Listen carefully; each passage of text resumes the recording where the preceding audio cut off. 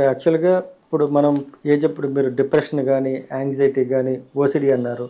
So ఇవన్నీ మనం international classification of diseases అని అంటాం, ఐసిడి అంటాం, లేకపోతే డిఎస్ఎం అంటాం. ఇవన్నీ ఇప్పుడు జ్వరం ఉంది, మలేరియా అని చెప్పాలంటే మనం ఈ క్లాసిఫికేషన్ బట్టి చెప్పాలి. అట్లా ఈ mobile addiction, social media addiction, pan addiction, video game addiction అనేది మలేరియా, డెంగ్యూ ఎట్లాగో ఇవి కూడా జబ్బులు. అంటే ఇవి ఇంటర్నేషనల్ క్లాసిఫికేషన్ ఆఫ్ డిసీజెస్లో పెట్టారు. మొబైల్ ఎడిక్షన్ అనేది జబ్బు, వీడియో గేమ్ ఎడిక్షన్, లేకపోతే గ్యాంబ్లింగ్ అంటే ఈ మధ్య పోకర్ అని, లేకపోతే బెట్టింగ్, ఇవన్నీ గ్యాంబ్లింగ్ ఎడిక్షన్. ఇవన్నీ మానసిక రుగ్మతలు. సరే, అంటే వీళ్ళు ఇప్పుడు యాక్చువల్గా మన ప్రపంచవ్యాప్తంగా జరిగిన సర్వేస్లో చాలామంది వారానికి 40 నుంచి 50 గంటలు ఫోన్తో స్పెండ్ చేస్తున్నారు.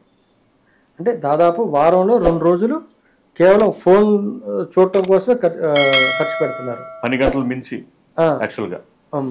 అంటే నెలకి 6 రోజులు ఫోన్ మీద వేస్ట్ చేస్తున్నారు టైం. ఇవన్నీ ఇంటర్నేషనల్గా జరిగిన సర్వేస్ అనమాట. అంటే నెల రోజుల్లో వారం రోజులు కేవలం ఫోన్ చూడటానికి టైం స్పెండ్ చేయాలి. ఇలాంటి సందర్భాలు మీకు పేషెంట్లు వచ్చారండి మొబైల్ అడిక్షన్? చాలా మంది స్కూల్ పిల్లల్ని, కాలేజ్ పిల్లల్ని తీసుకొస్తారు మా దగ్గరికి. సో అంటే ఎక్కువ టైం స్పెండ్ చేస్తున్నారు, ఇది స్కూల్కి కూడా వెళ్ళట్లేదు, ఆ రూమ్లోనే కూర్చొని ఎక్కువ టైం స్పెండ్ చేస్తున్నారు, దాన్ని ఫోన్ ముట్టుకుంటే మా మీదకి దారికి వచ్చేస్తున్నారు, అది ఇంట్లో ఉన్న వస్తువులను పగలగొట్టేస్తున్నారు అని చెప్తా ఉంటారు అన్నమాట. క్యూర్ అవుతాయా సార్? అంటే మనం దానికి ఇప్పుడు అది బిహేవియర్ అడిక్షన్, మనం బిహేవియరల్ థెరపీ ఇవ్వాలి.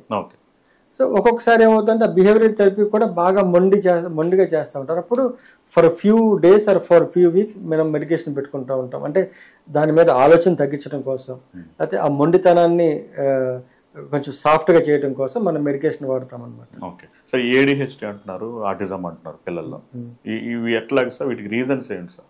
ఇప్పుడు ఏడిహెచ్డి, ఆటిజం అనేది ఇవి 2 న్యూరో డెవలప్మెంటల్ డిజార్డర్స్, అంటే బై బర్తే వస్తాయి అన్నమాట. సో ఎగ్జాంపుల్ ఏడిహెచ్డి తీసుకుందాం. ఏడిహెచ్డి అంటే attention deficit hyper activity disorder. Attention deficit అంటే ఏంటి? దేని మీద కాన్సన్ట్రేట్ చేయలేరు, మనం చెప్తుంటే అటు ఇటు చూస్తూ ఉంటారు, కుదురుగా కూర్చోలేరు, నుంచోలేరు, పరిగెత్తుతూ ఉంటారు, దూకుతూ ఉంటారు, గెంతుతూ ఉంటారు, లేకపోతే ఆ వస్తువులు చంద్రకందరం చేసేస్తూ ఉంటారు అనమాట. సో అటెన్షన్ డెఫిసిట్ ఉంటుంది. హైపర్ యాక్టివిటీ చంచలత్వం, ఇప్పుడు గోడకు దూకేస్తూ ఉంటారు, లేకపోతే పక్కన వాళ్ళని డిస్టర్బ్ చేస్తూ ఉంటారు, పేపర్లు చింపేస్తూ ఉంటారు. ఇంకోటి ఇంపల్సివిటీ అంటే బ్రేక్ చేయటం, పక్క పిల్లలను తోసేయటం, డ్యామేజ్ చేయటం అనేది. ఇప్పుడు ఏడిహెచ్డి అని చెప్పాలంటే అటెన్షన్ డెఫిసిట్ ఉండాలంటే ఏకాగ్రత తక్కువ ఉంటుంది, హైపర్ యాక్టివిటీ అంటే చంచలత్వం, ఇంపల్సివిటీ అంటే డ్యామేజ్, హాని చేసే గుణం ఉంటుంది అనమాట. ఈ 3 కాంపోనెంట్స్ ఉంటాయి అనమాట ఏడిహెచ్డిలో. పిల్లలకి లేకపోతే పెద్దవాళ్ళలో కూడా? అంటే ఇప్పుడు ఇది వయసు పెరిగే కొద్దికి తగ్గిపోద్ది ఏడిహెచ్డి అనేది. చాలా చాలా రేర్గా పెద్దవాళ్ళలో కూడా కంటిన్యూ అవుతూ ఉంటుంది. ఇట్స్ వెరీ రేర్, చాలా అరుదు. చిన్నప్పుడు లేదు, సడన్ గా 30 years తర్వాత ఏమైనా రావచ్చు అంటారా? అంటే ఏదైనా హెడ్ ఇంజరీ ఉండటము, హెడ్ ఇంజరీ జరిగింది అనుకోండి, వచ్చే అవకాశం ఉంటుంది. లేదంటే చిన్నప్పుడు మీరు గమనించి ఉండరు, అది స్లోగా పెద్ద వయసులోకి పాకి ఉంటుంది. పెద్ద వయసులో ఏడిహెచ్డి ఉంటే దాన్ని అడల్ట్ ఏడిహెచ్డి అంటాం అన్నమాట. ఇది ఆటిజం కూడా దీన్ని న్యూరో డెవలప్మెంటల్ డిజార్డర్ అంటారు. ఇది అంటే ఇప్పుడు ఎగ్జాంపుల్ మనం మాట్లాడుకుంటుంటే మనం కళ్ళలో కళ్ళపెట్టి చూసుకుంటూ ఉంటాం, వాళ్ళు ఐ కాంటాక్ట్ మెయింటైన్ చేయరు. సో ఒకే మాట రిపీటెడ్గా చెప్తూ ఉంటారు, లేకపోతే ఒకే పని రిపీటెడ్గా చేస్తూ ఉంటారు. వీళ్ళకి స్పిన్నింగ్ ఆబ్జెక్ట్స్ మీద ఆసక్తి ఎక్కువ ఉంటుంది.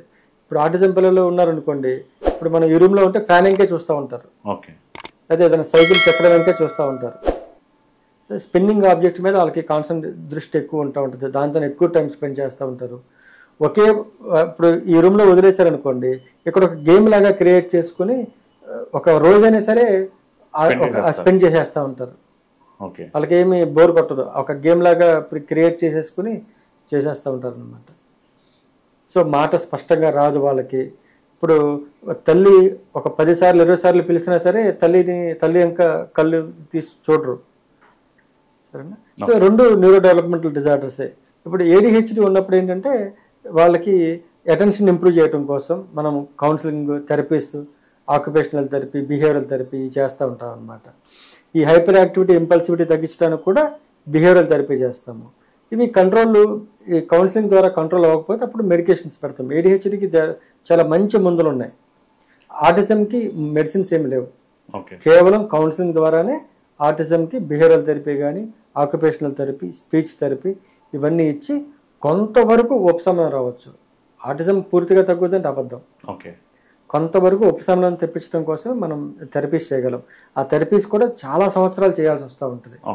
పేరెంట్స్ ఏంటంటే ఒక నెలలో తగ్గిపోవాలి లేకపోతే సంవత్సరంలో తగ్గిపోవాలంటారు. అది ఇంపాసిబుల్. కొన్ని సంవత్సరాలు పడుతుంది. అందుకే ఆటిజం ఉన్న తల్లిదండ్రులు ఏం చేస్తారంటే ఈ కౌన్సిలింగ్ కోర్స్ తీసుకుని పిల్లలకి వాళ్ళే చేసుకుంటూ ఉంటారు.